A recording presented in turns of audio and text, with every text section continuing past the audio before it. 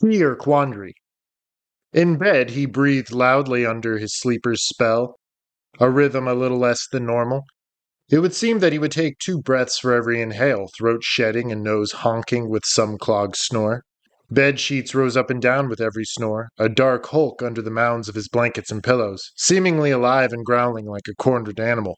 His thoughts were sporadic in his muffled dream space, all motion and no form, of complex mathematical operations, numbers floating in space, accompanied by the low hums of human speech, speaking without tongues.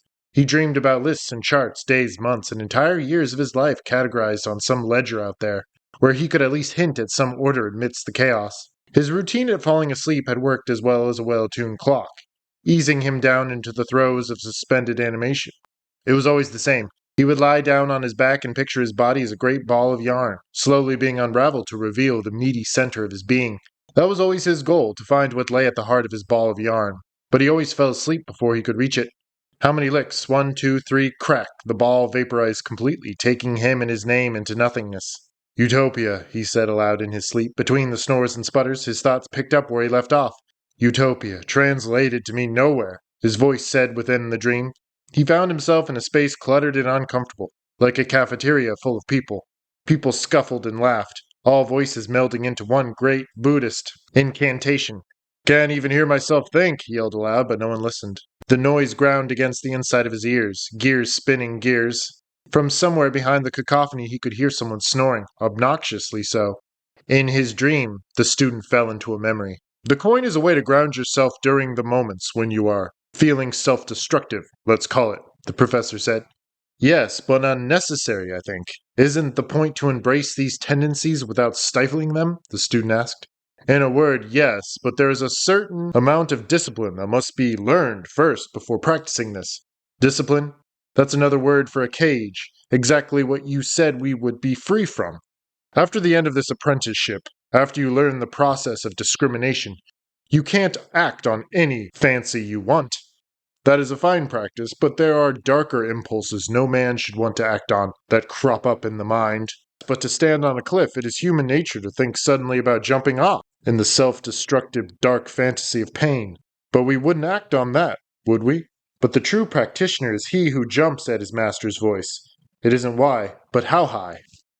The student woke up in the dead of night and wiped off the new sweat on his brow. He could have sworn he heard something, but outside his window. He paused for a moment to listen intently to his surroundings. After a few minutes, he decided it was all in the dream and got up to use the restroom. When he came back, his window was open and the curtains were blowing wildly in the breeze. He knelt by the window cautiously and peeked out a bit, his hands grabbing for the baseball bat from the corner. He only saw the roof, but something had to have opened it, or maybe he did, or he decided to check on the roof. So he stepped onto his windowsill. He carefully trudged over the shingles until he reached the topmost part of the roof. He looked around once or twice, the bat raised, and decided he had left his window open. Maybe someone was in his room right now, waiting for him to give up and come back. He wasn't going to go back in there right away, so he went to the edge of the roof and then went in through his front door. Creeping through his hallway, he stopped dead in his tracks because something was in the room with him. He could feel it. He turned from his bedroom door that he was just about to open. The room was dark since he had just shut off the light. He desperately felt for the switch and fumbled with it. The light streamed through the bulb up ahead, and whatever he'd sensed wasn't there anymore. He chuckled and remembered what he had been doing. Then he heard shuffling behind him near his bed. There was a scratching sound as if his bed was being lifted from the ground. The student was just swinging open the door as he turned back around to see the bed fall back into place in the shadows. A shape of no real form seemed to skitter across the dusty floor and blend in with the shadows to his right. The student squealed a bit in fear, and the light was flipped back on. No one. Nothing was there. Had that just been his imagination? His bed lifting up as if something was coming up from under it? He took one last look around before he turned off the light and stepped into the hall. And that's when he noticed the object sitting on his kitchen table. He knew precisely what it was before he approached the table, and he knew instinctually to open up the cupboard to his right and retrieve his flashlight. He began shining the flashlight through the box full of tangled cobwebs and pieces of string. A red light projected out from the other side and against the wall, so he knew there had to be a tinted tissue paper on the inside, strung up on the other end. He pictured the hide of an animal pulled taut over a drum. He should have reached into the box, but he was too afraid that the strands of web would slice through him like cheese knives. This wasn't here for show or for education. It was a trick. It was his own homemade projector. Maybe it was here for show after all. He placed the box on the kitchen table and set the flashlight in front of the mouth. He looked at the opposite wall, where an image was now blown up, tinted red, of course. The cobwebs and pieces of string were carefully arranged in such a way that their shadows spelled out a very obvious message. What wasn't obvious was the meaning of the message and why it was being shown to him now. It had been 5,800 days since his last meeting with the checkered striped tie, what the student liked to call the masked meet and greets. That's how he felt whenever he attended one of those meetings. There was always a new person to meet, and the mask must be constructed. Always handcrafted, always hand-painted. Checkered pattern, of course. It is the ultimate bond of nature, and mankind, and man with woman, and God and man. That is not to say that the group was religious. Anyway, the student knew that he was done with the checkered striped tie, and he hadn't spoken to his mentor in all of that time. So what could this message mean, projected on his wall like an overhead slide? None of these words meant anything to him, especially when grouped in this particular sentence. There was always an underlying code. Key or quandary is the lingo they use during a meeting amongst friends. Black checkered tie or checkered striped tie is the lingo they use outside, amid the people. They all know the sayings by heart. Key or quandary are the buildings they operate in. Both are tucked away in remote places in the wilderness. One is on the tail end of a dirt road in the mountains. It is very easy to overlook the mansion in the tropical wilderness, with all the ivy and moss that cling to it like parasites. These are the two possible places for their next meeting. Members know other members, so if they want to speak about the next meeting, they better use the code questions, or they will be punished. Yes is code for key, no is code for quandary. So are they spinning tonight, or are they collecting? Most of the members liked collecting. All the student knew was that this message they'd left for him wasn't code, at least not when he was a member. You see, you're either a member or you're not. Some people get chosen and some get discarded, like the student. He was lucky. Most of the discarded get killed because they can't be trusted. The student always assumed that his mentor had liked him. So what was stopping him from visiting Key and Quandary and staking out one of the meetings unseen? Non-members must shut themselves up in their houses. The former members know what is going on, and they know why they should stay in for the night. People who don't know about the checkered tie know that people get killed on the 5th of every month, just after nightfall. Most people stay in all day. They've seen pictures of the limbless bodies mutilated and naked, or they might have even lost a family member to whatever monster lurks in the jungle.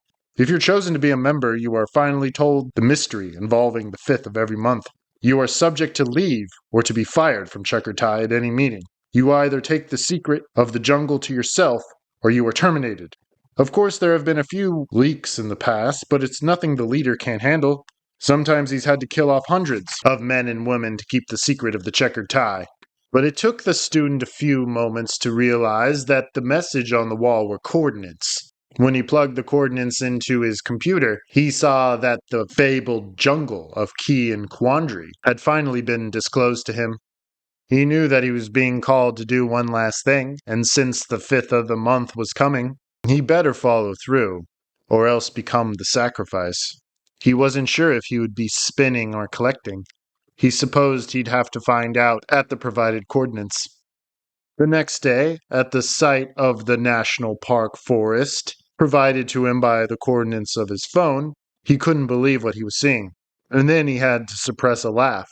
He was also wearing a mask of black and white checkered patterns, as required by the group, and his finely pressed suit jacket and slacks weren't doing him any favors in the humid heat. He had to look professional.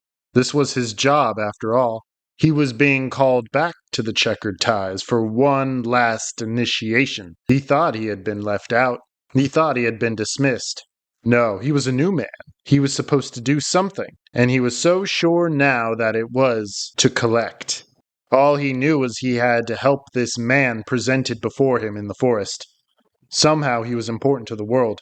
This semi-conscious man in the middle of the woods was supposed to live. A freak occurrence had sent him out here, bloody and disoriented. He wasn't meant to be here. That much the student could be sure of. He was not supposed to die out in the middle of nowhere. He still had a purpose. And when the world throws a curveball of fate and chance at a person, there has to be someone to fix it. The student guessed that was his job. He was the one who was supposed to step in when nothing else did. He was supposed to give people a second chance when they were dealt a shitty hand. He knew that if he ignored his newfound duties, death would be after him again. and he'd have to answer to the checkered ties, as it was the 5th of the month. And he didn't want to be spun, thus he would have to collect. His first collection was a man by the name of Stanley White, and it looked like he had been gored by an animal, possibly one with antlers. That had been his curveball. He was lying on his side on a dirt trail, arms crossed behind his back. His eyes were closed and he was moaning. If it hadn't been for the moaning, the student would have suspected that he was already dead. He looked awful. His tattered, dusty clothes were stained with blood, his skin red and peeling. Somewhere he'd come across a thorn plant, as pins lined his pant legs. The student stepped over a large bush and came up from behind him. His broken wrists were handcuffed, and he had to question whether he had been attacked by an animal at all. Maybe the checkered ties had attacked him, disemboweled him, handcuffed him, and left him for him to find. The student didn't know why this man was important. When he bent down next to him and placed a hand on his side, he didn't see anything of significance in his upturned face. The way his eyes opened in slivers and his dry lips pulled back in an ugly sneer, the student felt a pang of disgust for the man. Why did he deserve to be saved? He wondered if the world would really turn out for the worst if he let Stanley White die. He wondered what could really happen. Would he be the sacrifice for the 5th of the month? Or would the student become the sacrifice for neglecting his duties? He pictured wars, people dead in the street, and mushroom clouds on the horizon, just as his mentor had always prophesied. Was that an over-exaggeration, or did the world's balance really depend on this man's survival? It wasn't the student's job to really understand this. He had to collect, or he would be spun. But he had to ask the same question about himself. He too was important, so he couldn't be that different from this man, wallowing in the weeds and dust. "Mr. White, I'm here to help you," the student said. "Huh? What?" He stood up and became lost in his thoughts. He knew he was supposed to help Stanley White, but he didn't know how. He rewound back to his lessons from his mentor, and to the dream he had had the night before, and he realized he was left with a decision. He didn't have many options, not out there in the middle of the woods. He had to hurry because this man was fading fast. He couldn't even hold his head up anymore. All he could do was lie there like a lifeless doll and moan in his anguish. His handcuffs were to be the first priority. The student knelt down again and intertwined his fingers around the man's wrists. His hands were so cold, even in the heat. The student looked at his own bare wrists and concentrated. He had done something like this before under the tutelage of his mentor. It had all been preparation for this. His mentor had gifted him with the coin, which was now clasped in his palm, pressed against the man's handcuff bracelet. It was all for this. Nothing up his sleeve, nothing in his hands. Keep your eye on the cuffs. Are you looking? Now, you'll just say the magic words. There was a progression of backward chords emanating out of the woods, which stood alone but bled out into one long transgression, blending styles of repeated folk torch songs, that sticky singing, words gumming in the throat and teasing the tongue, repetition. What better than a mantra to cling to in all this noise, all this blend, where only one instrument can be understood at a time? A mantra to light the darkness, to fill the thoughts. Self-sufficient beatbox, the instrument is the mouth, can fill the harmonica with wind and yet break apart the beat. Slurred speech, purposeful acceleration for effect, and then the pace slows and the instrument takes the place of another. As the student stood up, the sky became white, and he could swear that there had never been any such thing as a cloud, not in this world. If there was, then it was the largest cloud he'd ever seen, like the breath of the earth on a cold day, and it was cold too. Cold enough to freeze the air in front of them both, cold enough to harden the lungs and sting the eyes. Stanley White appeared to be frozen in place. The trees were more still than usual. If that was even possible, it was too cold, even for the trees. The student's every intention became to wriggle out from under the heavy blanket of perspiration. Helping Stanley to his feet, they kept their eyes to the dirt path, as gray as the weather, as cold as their cheeks. They hurried on to their next destination, Stanley White gripping his exposed intestines with both hands, and the student kept his own arm laced across his back, pulling and prodding him forward and struggling under the weight of the man who could only limp along, hyperventilating, his face masked by his own perspirated breath. They hurried away from the oppressive cloud above their heads and the chanting music coming from the forest behind them. The students' feet were as reliable as an autopilot. They were stranded in this new place that neither of them quite understood. This wasn't the woods that the student had first entered. Stanley White mentioned something underneath his breath about being on a hiking trip to the summit to the peak. but somewhere along the way he had lost track of the paths. Then he described the monster that had found him and dragged him out of the woods and back onto the path, not before sampling his insides. The sun was finally abandoning them. After an hour of getting even more lost, following this never-ending trail that seemed to circle around in a corkscrew pattern down the hill, they decided to settle down under an umbrella-like pine. They rested, listening to the drumming and chanting of the background, which had only diminished in volume a minuscule amount since their hour-long hike had begun. They both clutched each other close, and Stanley White cursed himself for losing his way out there in the middle of nowhere. That's when the student looked up and noticed a hooded man standing alone, face hidden, hands tucked in the sleeves of his robes.